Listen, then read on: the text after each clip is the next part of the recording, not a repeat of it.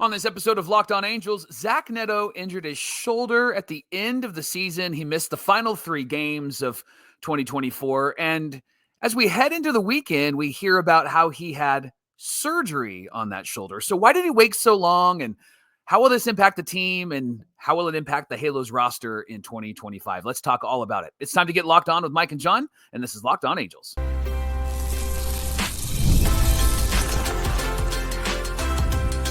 You are Locked On Angels, your daily Los Angeles Angels podcast. Part of the Locked On Podcast Network, your team every day. Thanks for making Locked On Angels your first listen of the day. You can find us anywhere you get your podcasts, including Apple Podcasts, Spotify, and SiriusXM by searching Locked On Angels. And if you'd like to get back to the Super Halo Bros for all the Super Halo content, here's some things that you can do. Leave us a rate and a review on Apple Podcasts. If you're watching on YouTube, hit that thumbs up button. And if you're not subscribed, what are you waiting for? Join the over 8,000 people that have subscribed to the show and become a Locked On Everydayer. And whether you're watching or listening, come over to YouTube, leave a comment. It's one of the best ways to get in touch with us and be a part of the conversation. Today's episode of Locked On Angels is brought to you by Gametime. You can download Gametime, their app, and create an account using our promo code LOCKEDONMLB, and you're going to get $20 off your first purchase. Thanks for being here for this episode of Locked On Angels, where it's your team every day. You've got the Frisch Brothers here with you, a.k.a. the Super Halo Bros. My name is John, and that's my brother Mike. And my name is Mike, and that's my brother John. It's our third off season here at Locked On Angels. We've been lifelong fans of this team forever and ever, so it's a pleasure and a privilege to be hosting Locked On Angels. We're here 5 days a week, Monday through Friday, all the way through mid-December. Then we'll drop down to 3 days a week for a little bit of a break. And we'll still have new episodes through that time, and then we'll ramp back up to 5 days a week shortly before spring training. On today's show, Zach Neto had surgery. It's caused a lot of conversation around social media, around the baseball world. So we thought we'd get into the details and dive right into it. Let's start with what happened, Mike. Yeah, he had surgery last week on his right shoulder. Sounds like he might miss the start of the season. Perry Minasian said Friday that Neto tried to rehab the injury for the first month of the offseason, but he still was feeling some discomfort, which did lead to the surgery. He didn't elaborate. Perry Minasian didn't elaborate on how much of the season Neto might miss. His quote was, "I'm not going to give a time frame, but there's a possibility that he does miss some time at the beginning of the season." John, that's a bit nerve-wracking, right? Because Zach Neto is one of the stars of this team. He's the anchor of that defense. And he got injured sliding into second base and hurt the shoulder, rolled over, and Angels called it irritation. And we got irritated with how they don't really tell us what's going on.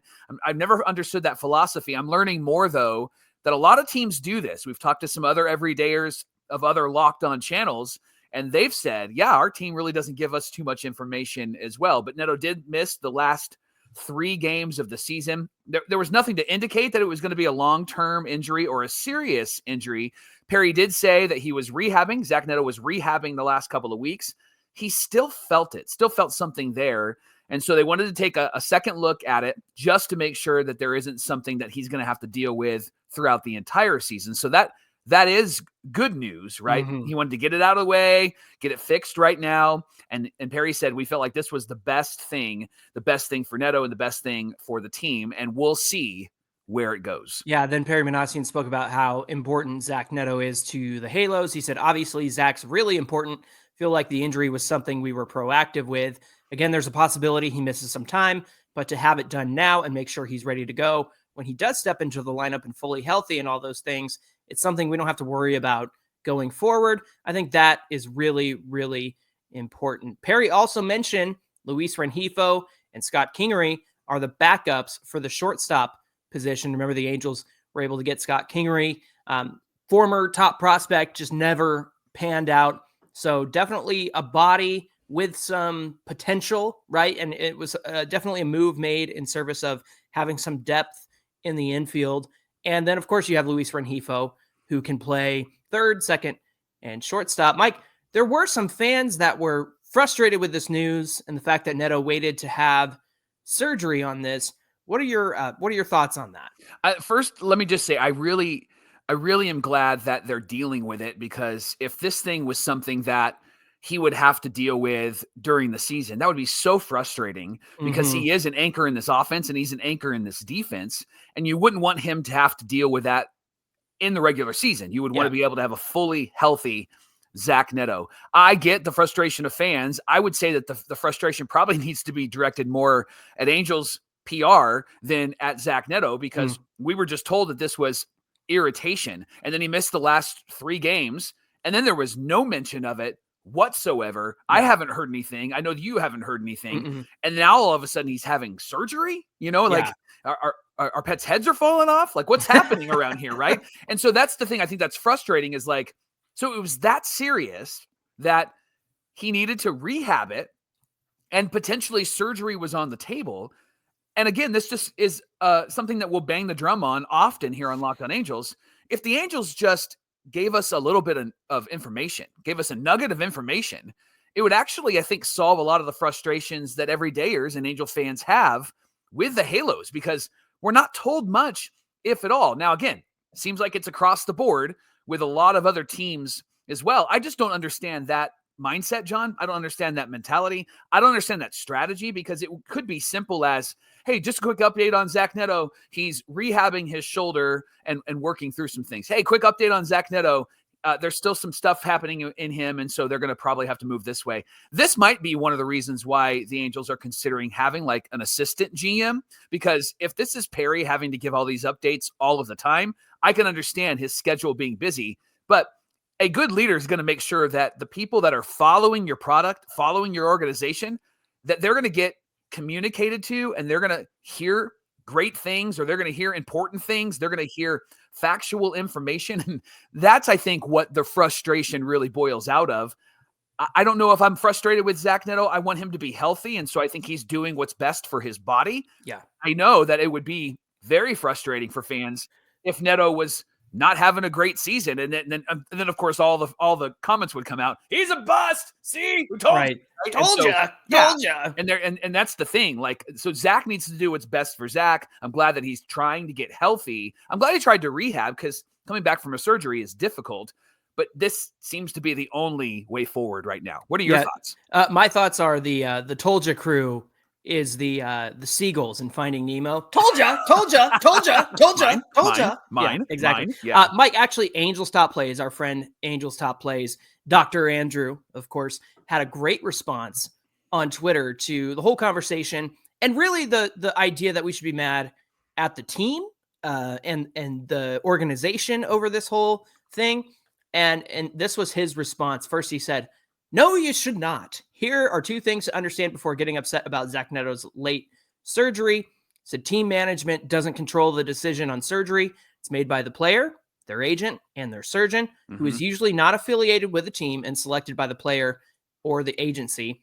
Said if there's a chance to rehab instead of surgery, young players should always explore rehab first. Surgery isn't guaranteed to fix everything and can sometimes make symptoms worse. Neto has a long career ahead of him, and potentially missing the start of the season to pursue non-surgical options was a worthwhile investment. I agree with the article's argument that the front office is too thin, but that's actually unrelated to this injury. There are plenty of reasons to rip on the Angels. The management of Neto's injury is not one of them. So I thought that was really well put, well succinct, and somebody from, who is, physical therapist, doctor, and understands these things. And I agree. I think that trying to figure out a solution to not having surgery first, as a young guy who's, 23, 24 years old, you don't want to make that a permanent issue. And so now you've exhausted all your options. You've tried to rehab it. It's not getting better. So I totally understand going the surgery route. And again, to your point, I think that there is a lack of transparency. I mean, good grief, to not hear about this until, 2 months after the Angel season is over is just crazy. At the same time, I understand working through it, trying to explore options that are non-invasive, surgeries, things like that. And now the time has come for that. And look, I am not going to jeopardize Zach Neto's future for some games in April, and some games in May, in 2025, where a lot of us think that this is still a year to compete, but also look toward the 2026 window when Zach Neto is healthy and Logan O'Hoppe has 2 full seasons behind the dish. And maybe they sign a veteran catcher to help him out. And maybe Nolan Shonwell gets back to a more contact approach, and Mike Trout can stay healthy, right? There's so many factors Yeah. going into the season that does it really matter that Zach Neto is going to miss maybe a month and a half or 2 months of the season? And look, it comes down to this. Where do you stand on the longevity of a player versus wanting to get everything you can right now? And I think that if that's our mentality, then we're no better than Artie Moreno, right? We're no better than, what are we going to do to win now? Well, we're going to rush Zach out there and make him play through it and da-da-da-da-da. You know what? Get the surgery, get better, and get back to 100%. Those are my thoughts on it. And 2 months of the season is not worth sacrificing the incredible career that Zach Neto potentially has, especially with how much he stepped up and improved over last season. Yeah, 100% agree. And I would want to see a healthy Zach Neto, want to see somebody who is, again, the anchor of that defense and can be an anchor in the starting lineup at number 2. And so get healthy, stay healthy, because we want Zach Neto to be healthy for a potential competitive team. And if they are competitive this year, you and I are more along the lines of like 2026, right? So I want a healthy guy who's not dealing with a lingering injury that impacts his batting average, his slugging percentage, that impacts his defense. I want somebody who's healthy. So I love that you brought some clarity, and thank you, Andrew, from Angels Top Plays, because often the organization can get a lot of garbage about players having surgery. Remember the whole Ohtani thing, and national media jumped all over the Angels, and it was like, no, this is Shohei's decision. It was his decision to stay in. It was his decision to continue to pitch, and it was his decision to have surgery and continue to hit and all of those things, right? And so that's the thing that we have to remember, is that all of these decisions are on the player, and they're going to make the best decision they can. And knowing Zach Neto like we know him, he's somebody that's going to do whatever he can to make sure that he's staying on the field. That's perhaps why he tried to rehab first, and still a young guy. And you bounce back a whole lot faster when you're younger than when you get older. That's why you see some of the older guys having more surgery and the younger guys being able to go, we'll figure it out and we'll move through it, right?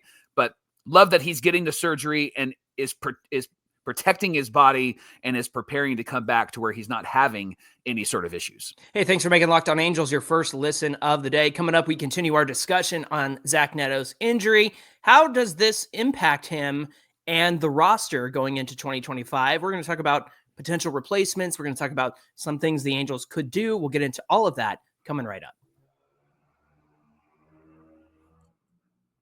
Locked On Angels is brought to you by Gametime. They are now your authorized ticket marketplace for Major League Baseball, and they are obsessed with finding ways to saving you money. You can save up a whole lot of money, 60% in fact, on last-minute ticket deals on Gametime for sports, concerts, comedy, theater, and so much more. In the app, there's exclusive flash deals on select seats ahead of the game or whatever event you're going to, and then you can save even more on zone deals where you choose the section and Gametime chooses the seats. They have all-in pricing. You know, this is my favorite. You toggle it on, and it shows you what the total cost is. No surprise fees at checkout.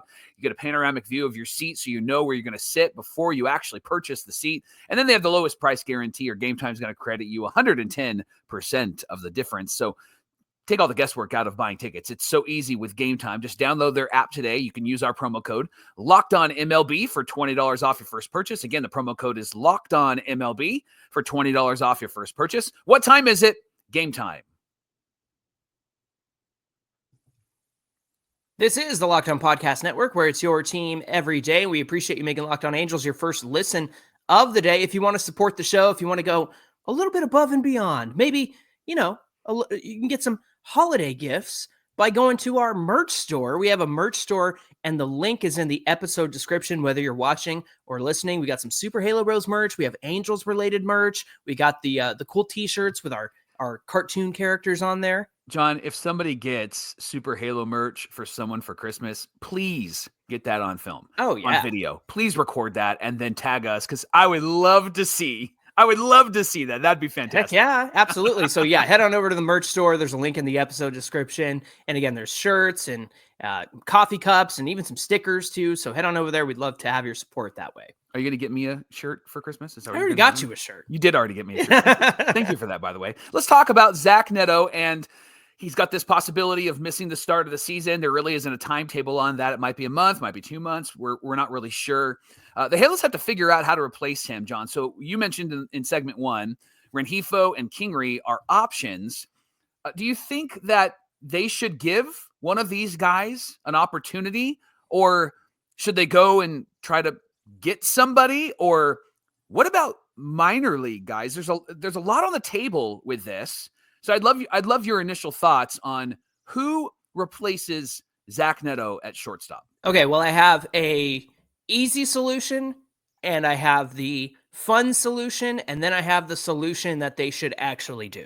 Okay, which one do you want to go with first? Give me the easy solution. The easy solution is Rengifo and Kingery, and that's not exciting. That's not fun, but that's who they have. Yeah, Kingery's on the 40-man, so it's easy to do that. That's going to be the easiest route. You have Rengifo, who can play shortstop, not particularly great. He's not Zach Neto, but he's also improved over the years as well. So you have the versatility of Rengifo playing there. You want Rengifo's bat in the lineup. So no matter the solution here, you got to have Rengifo in the lineup, no matter where you're playing him, no matter what you do, and no matter the situation with Zach Neto. Now, if you are starting Rengifo at short, I know that you have 2 other solutions for us. We'll get to that in a second. You're starting Rengifo at short. Mm-hmm. Do you think that means that all of the conversation around Anthony Rendon, got to earn a spot, he's got to prove himself, we've talked about him being a bench spot, does that mean, John, that if Rengifo is at short, then that's a guarantee that Rendon is playing third base? That's a good question. Look, that's the purpose of Rendon. You got to have him on the bench so that he can do something. And so I understand that there's a whole conversation about earning a spot and doing this and that and whatnot. But in this situation, if you need a third baseman, and we're going to get to that, if you need a third baseman, then you're going to have to utilize Anthony Rendon. He's going to have to be part of this team to start the season and not be off the bench. He's going to have to be a starter. And look, I'm comfortable with that if he comes in and he's healthy and he's able to at least do 75% of what Rendon used to be able to do. I mean, the biggest things that he brings to the table, Mike, are contact, taking walks, hitting with runners in scoring position. He didn't do any of that in 2024, and that's unfortunate. Right. I chalk it up to the fact that he's got no legs under him. He's still hurt, and obviously he dealt with injury issues all throughout the season. So if you get, 40 games? If Rendon's 40 games come at the beginning of the season when Zach Neto is out, then he has done the best that we can expect from Anthony Rendon. All right, so you had the easy solution. And you also suggested a fun solution. So what's the fun solution? The fun solution is Christian Moore. Starts at second base. You give him that opportunity. You move Rengifo over to shortstop, let him play there. And then you perhaps use Kingery, in between those 2 spots. Maybe you need Rengifo over at third. But I think Christian Moore, this is his chance to shine.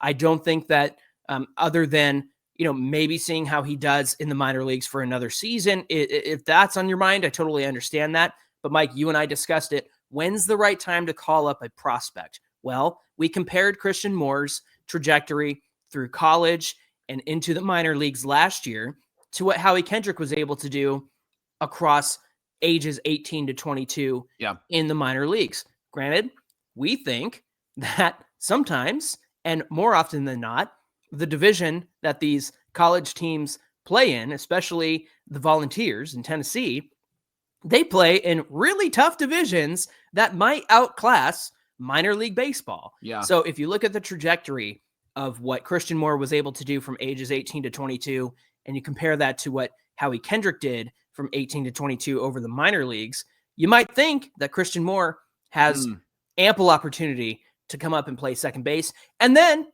if he struggles, keep him around until Zach Neto's ready to come back. And maybe that's the move you make. You option him back to Rocket City, or maybe he goes to AAA. But all of that to say, I think that the fun solution is to bring up Christian Moore and give him a chance. Yeah, Perry has said recently that the AAA gap between AAA and Major League Baseball, it's a pretty big gap, and that it's not the same learning environment, it's not the same developmental environment. And so if they really want to see what Christian Moore can bring, this might be an opportunity, the fun opportunity for Christian Moore. All right, so what's they should do this option, John? You got to get Ha-Seong Kim or you got to get Ha-Seong Kim. You got to get one of the Kims. Hey and Ha. Bring them both in. Hey and Ha.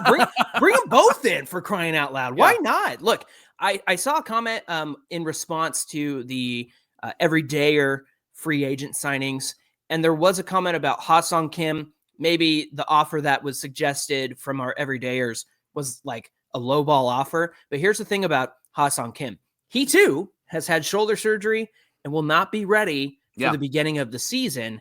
And he's going to need not necessarily a prove it deal, but a deal that says, hey, we know that you're not going to be ready in time for the full season. Therefore, this first year might be 8 million, 10 million, right? But then after that, you can build upon that if he sticks around for a long time. So, Mike, I think defensively, you need somebody who's versatile, who can play all, the left side of the infield over to second base, and I think even though Ha-Seong Kim is hurt, that's a possibility there. But Ha-Seong Kim, who's coming over from the KBO, why not take a chance on that? To me, that is what the Angels should do.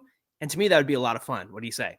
Yeah, I love that idea, because what I don't like is the Kingery idea, because that feels like a Star and Scrubs conversation that we've had multiple times on this show. And no disrespect to him, but he just hasn't been able to perform. It would be what the Angels typically do. They would just go to the guy who's next up, and he's not even close to the guy that he's replacing, and not even close to being maybe a major league neutral ball player, right? And that's what the Angels need, is they need to go from their starter to somebody who could potentially be a starter maybe on another team, or could at least handle himself in the field. And more importantly, with the bat, John. And somebody like Rengifo at short is going to handle himself with defense and with offense.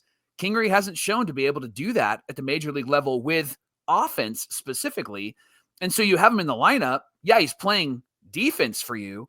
But if you have him in the lineup, it's just a hole in this lineup. And we saw what happened at the end of last year, this last season, when you have a hole in the lineup, man, that team sucks. Like, it's not good. They're just that you can literally throw the ball down the middle and they're not going to do well. And so I would rather see them find somebody, not just because Zach Neto's not going to be on this team to start, but find somebody that's going to help this team even when Zach comes back. That could move to third. That could move to short, right? That's the could idea. Move around in the infield. Gosh, you have Rengifo and a Ha-Seong Kim. Move them around a little bit. You've got a lot of flexibility in that infield, which I think the Angels need, and I think it would actually maximize this roster. Absolutely. And look, second base needed to be addressed either way. And now that we don't have our starting shortstop, you've got to move some pieces around, because in my book, Rengifo was playing third to start the season. Yeah. And I was going to address second base. Either way, I think the Angels need to find that infielder who can be all over the place. And if it's Ha-Seong Kim, I would love to see that. Is David Eckstein still available? Gary DiSarcina, is he still available? I'm sure a lot of people would be down to bring back David Fletcher. So there you go. Locked On Angels is brought to you by FanDuel. They're America's #1 sportsbook. And right now, new customers can bet $5 and get $150 in bonus bets if you win. FanDuel is a sportsbook app that gives you everything that you need, all in the same place to make your bets, specifically on the NFL. It's all in one place. You're going to get a hunch maybe in the middle of a game. You're like, maybe I could win on that guy. So you can go and check out the stats. You can go and check out the player stats. You can check out the live play-by-play. And then you can make your bet and be smart when you do that. Just visit FanDuel.com to get started. And they're going to get you started with $150 in bonus bets if your first $5 bet wins. You're already up $150. Love that. Visit FanDuel.com. Never waste a hunch and make every moment more with FanDuel, the official sportsbook partner of the NFL. So, Mike, I think the big question coming back into this season in 2025 is, how is this injury, how is the surgery going to impact Zach Neto? We already know that this is going to slow his return to the team in 2025. It's going to be delayed. We won't have him on opening day. Obviously, he's going to need to get the surgery, heal, and then rehab. Yeah. And so that's going to be a whole process in and of itself. But then, from the numbers aspect, I think that this is something that we should take a look at. So here's some numbers from the start of last year. Remember, Zach Neto had a 239 batting average, a 286 on base, a 380 slugging, and a 666 OPS in April, and that was across 92 at bats. Now, for the rest of the season, and this is what he ended up with, he had a 249 batting average, 381 on base, 443 slugging, and a 761 OPS. We know that he improved as the season went along, but it wasn't until May that Neto started really putting it together, and he hit 284, a 337 on base, 477 slugging, and an 814 OPS. We'd love to see OPS numbers above 800. Yeah. That's where you want to see your hitters. And for him to do that the rest of the way is really encouraging. However, with the slow start, even though he had a full spring training, what about the injury is going to impact him coming into this season? Because again, he won't have spring training. He's got to rehab. He's got to go through all of that. What are your thoughts on how this might impact him at the plate? Well, we don't really know if Zach Neto is a slow starter. And the reason why we don't know that is because he hasn't been around for very long, right? And so last year was his first full season. So will he be that guy that starts slow and then kind of builds like a Mike Trout or like a Albert Pujols or, like some stars do? Will he be that guy? We don't know. There's no sample size that's big enough for that. Yeah. And so I think what this will tell us is how the injury and rehab will go. And then when he first gets in, it'll tell us if he is a slow starter. Now, it's going to be difficult for him initially because he's going to have to not relearn how to hit, but he's going to have to certainly get his timing down. He's going to have to get his eye down. He's going to have to get all of those things down. Defense, he's going to have to get his rhythm down. And if he doesn't get in there until May, man, then that's going to put him in a situation where he has no spring training and he started slow last year. This year, he's going to be thrown right into the wolves. Mm-hmm. So I think it'll be interesting to find out what kind of player Zach Neto really is, what kind of star Zach Neto really is. I'm not saying that I lack confidence that he isn't going to be who he is. I just wonder if all of this regular rhythm, spring training, off-season routine, not having that is really going to mess up his timing and his rhythm defensively out there. What do you think? Okay, let me throw something at you that we really need to consider, especially when we look at the slow start from last year. Started out, leg kick on 2 strikes. Yeah. No leg kick. So, yeah. Mike, I look at these numbers from the way he started at the beginning of the season, and I go, this is him adjusting. Yeah. This is him figuring it out. This is him going along the way and figuring out, do I need this? Do I not need this leg kick? All that stuff. Remember, it was a huge discussion all over last season, and he eventually kind of parted with it. It was there for a little while with 2 strikes. He was doing it all the time to start the season, and then just got rid of it. And that's why we have the numbers that we have for him to end the season. So I look at the way he started last year, and I think, you know what? That's a symptom of just making adjustments at the plate and figuring things out. Now, having said that, I think that when he comes back from surgery, it will be another month of making adjustments at the plate, figuring things out, and trying to get right again. It's not going to be mechanical stuff. It's going to be like what you said, timing, swing strength, and bat speed, and all of that stuff has to come back. And hopefully a lot of that is taken care of in rehab. And, now that you can measure bat speed, it's like, okay, let's get you back to where you were before you had this surgery and what you were doing at the end of the last season. So for me, if we have similar numbers coming out of his injury, it's not because he's making adjustments at the plate, but it's because he's relearning the process and getting his timing down and seeing, major league fastballs again and not chasing sliders and all of that kind of stuff.